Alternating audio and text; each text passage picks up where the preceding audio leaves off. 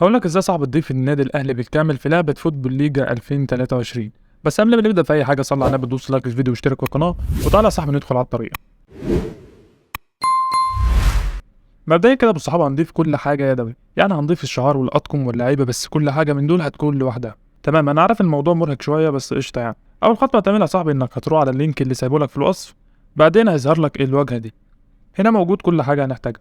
شايف يا صاحبي اللينكات دي مش لينكات خارجيه، لا دي لينكات صور بي ان جي من خلالها هنضيف الشعار والاطقم. اول خطوه هتعملها يا صاحبي وهي اضافه شعار الفريق. هنبدا ننزل على لينك الشعار وبعدين ناخده كوبي، وهنروح نفتح اللعبه، وبعدين تدوس على الفريق اللي عاوز تقلبه للنادي الاهلي. وليكن انا هقلب ريال مدريد، يعني هخلي الاهلي يلعب في اسبانيا مكان ريال مدريد.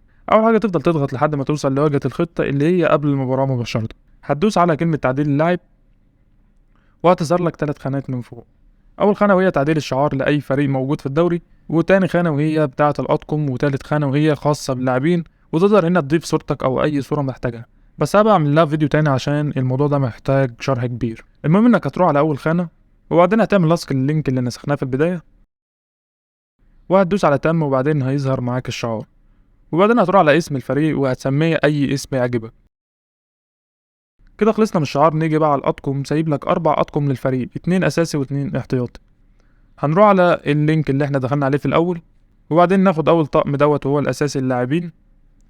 هتاخده كوبي وبعدها هتروح على اللعبة، بعدها هتدوس على علامة القلم دي،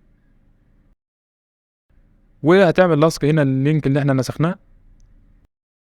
هترجع عشان تشوف الطقم، هتلاقيه بالشكل ده. طبعا الطقم مش مظبوط لان يعني اللعبة مختلفة عن الدريم ليجا وكده، فانا حطيت شعار الفريق مكان الطقم وطلع بالشكل ده.